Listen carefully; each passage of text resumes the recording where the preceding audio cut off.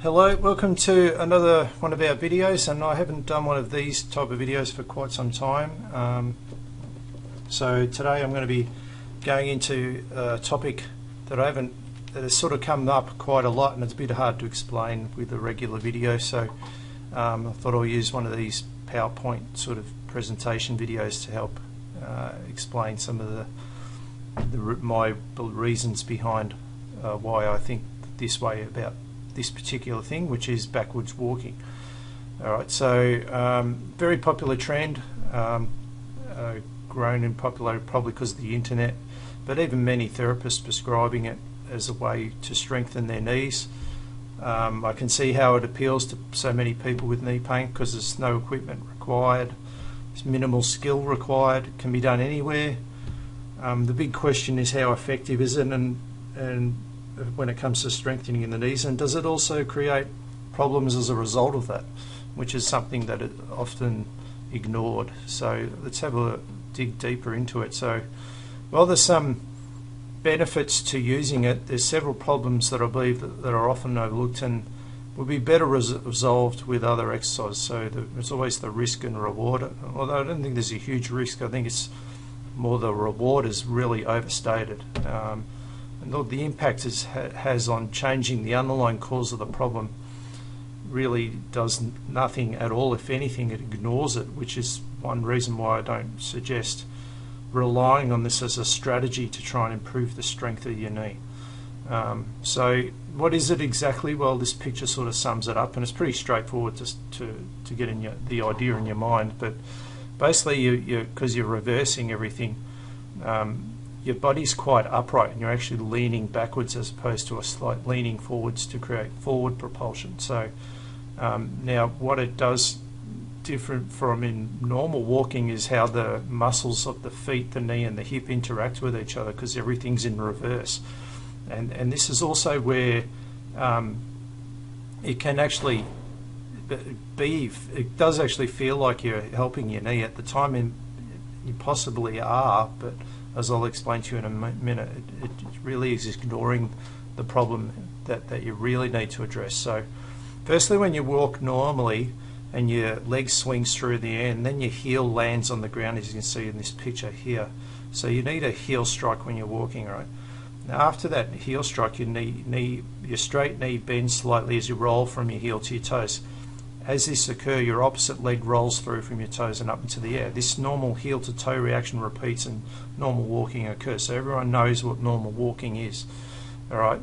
So when you're doing this, to control these motions so you don't get issues at the knee, the quadriceps, the hip flexors contract concentrically, so they shorten to lift the hip and the leg, followed by the glutes, the hamstrings having to contract eccentrically to control the landing. But also the feet are massively involved here. So there's a point where they've got to pronate and there's supination so they can roll through. The feet are very important because they're like the shock absorbers to the system. All right. So most people have very stiff hips due to sitting too much, lack of movement, maybe poor movement, maybe abused movement. Either way, it's very, very common these days to see stiffness in the hips and weakness in the glutes. And it makes it very, very difficult to control these motions. So combined with the fact that we often see very poor foot stability, so from poor footwear, just again lack of good movement, really, really weak feet. I come across weak feet all the time. So bunions, toe gripping, plantar fasciitis, real horrible mechanics of controlling the kinetic chain when it lands. It just creates massive problems. So it's a bit of the chicken and the egg. Is it the foot causing the hip, or is the hip causing the foot? I'll probably say it's more the foot causing the hip problems. But regardless of what's going on, the joint that usually gets affected the most is the knee. And it's the one that has the least amount of effect of what's going on, the reason for the problem. Now, you can sort of see in this picture here, so the foot contact on the ground, so that heel strike, a rigid big toe, which is very, very common, results in early foot lift. All right, so then you get an abnormal amount of knee flexion, locking the big toe, and you can see there's issues sort of really going to be caused here But it wasn't here that was the problem, it was the big toe all along. In this case, you can see hip drops is like lateral tilting. Again, could be from excessive pronation, could be from weakness at the glute, maybe caused from excessive pronation, who knows. Regardless of the fact is it's both the hip and the feet playing a really big role in making this knee collapse inwards. So this person here is either going to have spinal problems, so lots of problems at the lower back, or hip problems, so labral tears, hip impingements, all sorts of stuff going on. Most likely probably going to have Achilles problem, plantar fasciitis, and inevitably going to have knee problems if they didn't already. So so a lot of these things are the common things that we regularly see going on that are caused by the feet and the hips. Now the backwards walking helps to sort of strengthen the knee, but it really takes away this sort of absorbing of shock that should happen through the foot as it's meant to, and the glutes being involved. The hip is no longer involved here because you're in a straight line, so it's really targeting the strength of the muscles around the knee here, but it's ignoring the two reasons that are causing the weakness in the first place. Alright, so this opposite gait process is the leg swings through the air, reaches backwards with a bent knee, so your toes contact the ground, and as opposed to your heel contacting the ground, and your bent knee straightens as you roll from your toes to your heel. So basically this is just everything in reverse, but like I was saying, the main thing is the hip extension is removed out of the equation, and it's really being driven by the knee, but without the rolling of the feet becoming a problem either. This is why it feels good at the time, but my biggest problems with this is it really doing anything to change the problem in the first place? You can't just walk your life backwards. Alright, so by changing the movement the sequence and direction, you completely change the muscle activation demand. So as I've just mentioned, this requires heaps of amount of knee extension to occur during the stance phase, and when there's more knee flexion you reach back to take steps, but due to the concentric and eccentric actions being reversed, it's easier to control the forces around the knee. So concentric actions are much harder to control, eccentric actions are much stronger. So eccentric is like when you're lowering down, so you're not having to push up, it's actually the landing. Alright, so basically the backwards walking just gives the body a mechanical advantage to the quadriceps and hip flexors as they lengthen as opposed to shortening, simultaneously giving the same advantage to the glutes as they shorten, as opposed to having to try and contract when they're in a lengthened position as when you're walking forward. So obviously this all ends up to put less stress and compressive force on the knee. So it all sounds really good, and there is some, and I'm not denying there's some parts of it that are good. My issue is that it just ignores the reason for the weakness. So what does the science say? So the science, and there's stacks of stuff proving that there is there, and again I'm not denying that there is some element of good control, and I'll go through one of these studies a bit more in a sec. But backwards walking has effect on improving strength of hip extensors, leading to reduced hip flexion moment during its stance phase, and thus preventing abnormal loading at knee joint and in turn the disability. So Journal of Medical Science. All right, so there's no doubt that this phenomenon exists, and I'm not saying it doesn't. So how, like most of the research articles you look at, you've got to carefully look at everything they did in their study to how they come at their conclusions at the end. One of the best studies I found compared the effects of backward walking versus conventional physical therapy for people with acute exacerbation of chronic knee osteoarthritis. So that what they found was there was a massive improvement in function in both the groups. However, the improvement in backward walking was greater than that of the conventional therapy.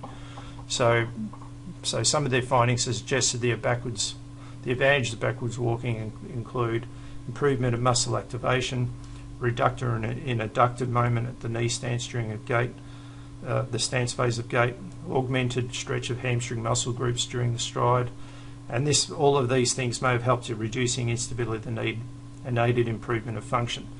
Now, and this is the quote that I mentioned to before, but as a result of the exercises backward, there was improvement in both the strength of muscles at the knee and the hip, which may have improved or reduce the functional disability. So they also noted that the possibility that proprioceptive and balance training may have improved during this, which is an added benefit to the biomechanical function.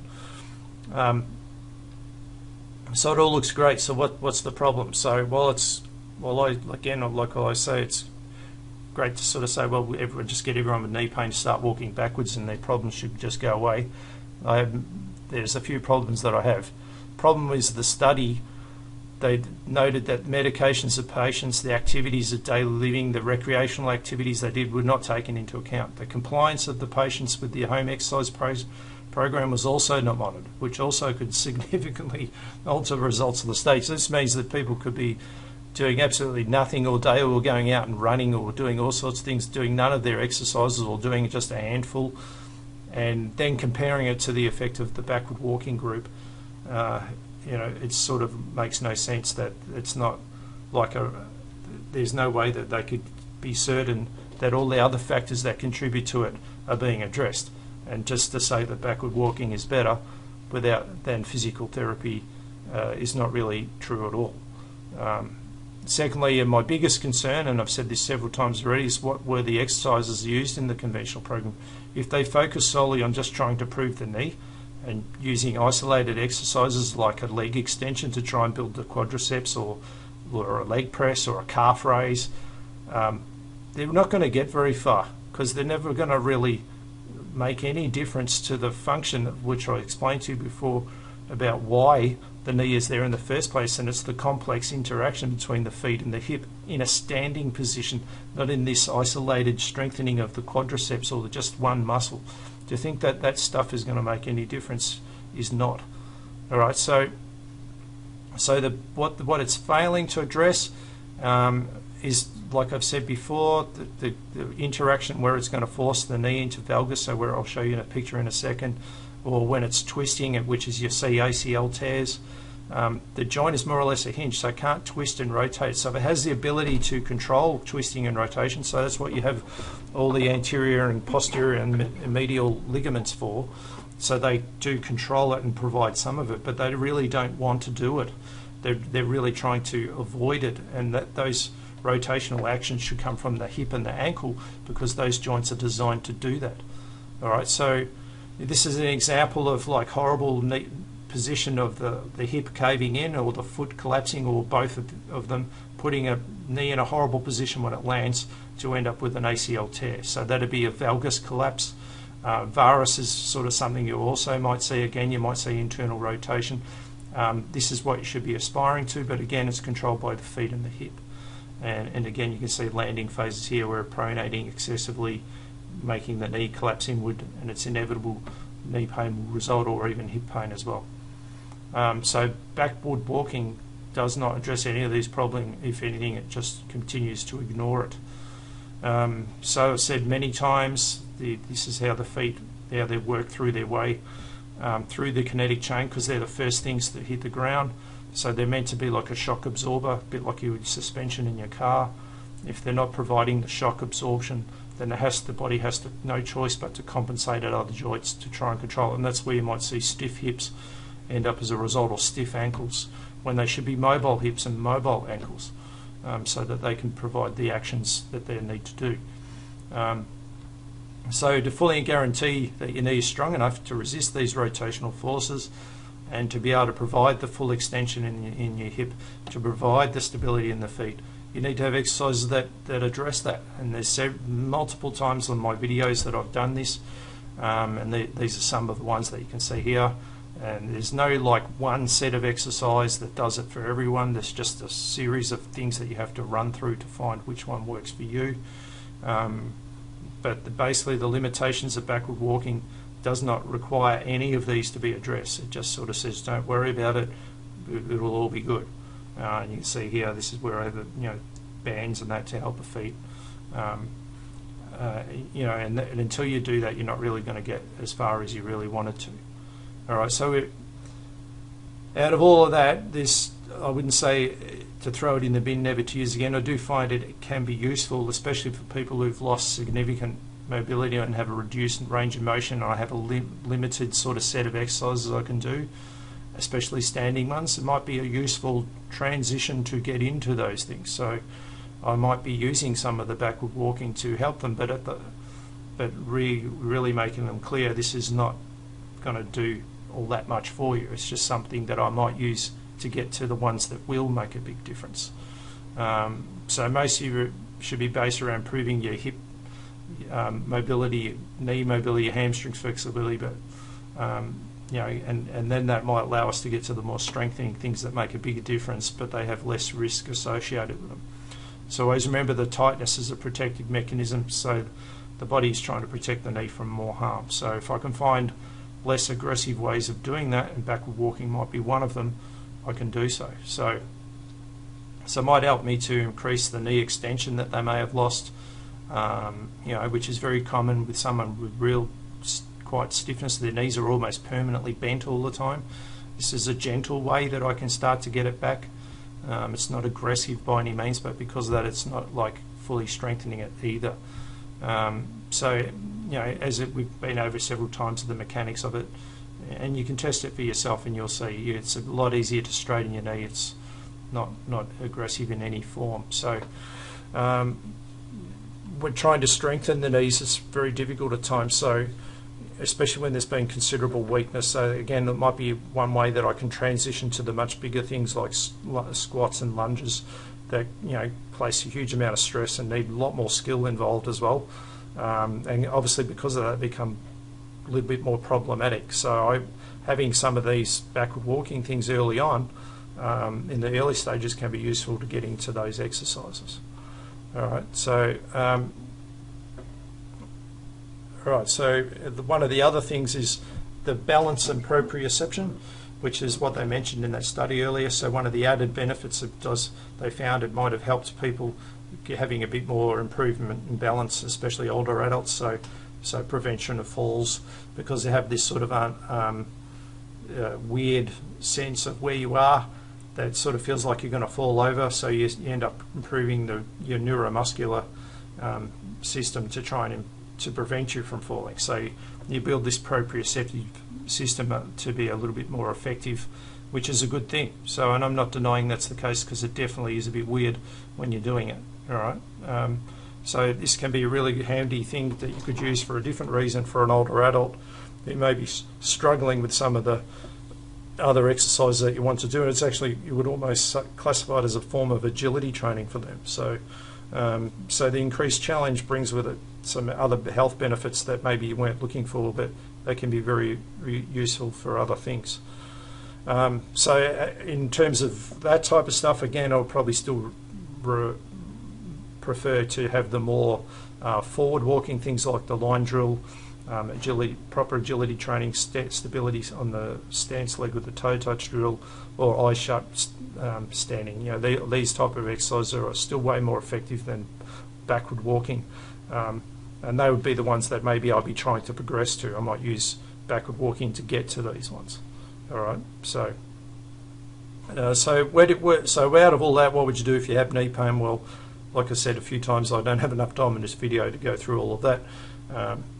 So you need to, the only way to find out what are the best exercises is to do a full assessment and try to look for all these biomechanical faults or weaknesses or stiffness and loss of mobility.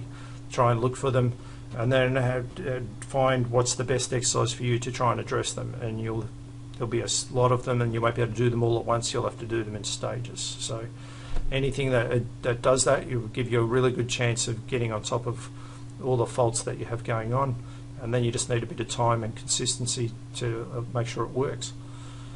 So this probably comes back to the old saying, don't rehab the injury, rehab the person, and that's pretty much the whole thing about this backward walking, is trying to sort of address the knee when really it's not the knee. It's actually something going on with that person that's unique to them that's caused it, and that's what you've got to find. If you find that, you find the solution. All right, so in summary, while backward walking is a good way to manage the joint instability, maybe build some strength, it's nowhere near enough to finish the job, and it's definitely not the game changer that some people think it might be. Addressing the reasons that you're unstable at this joint are much more beneficial and way more important. So weakness at the feet, the hip, stiffness at the hips, weakness at the glutes, are usually all the reasons behind the problem at the knee. So they're the things I'm always suspicious of and looking for. On top of that would be dysfunctional, uncoordinated movement.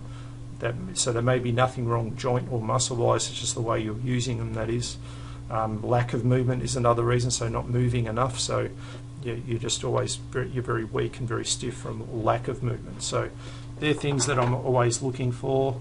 To find out, to see more about how I might do these, you can download our online programs, which it's a streamed video and a PDF book, instruction manual that takes you through everything that I would do to find out where the problem is and then what to do after that. So go to the website, check the description underneath for the links, and I hope this video helps you out and gives you something to learn from and use in your own training.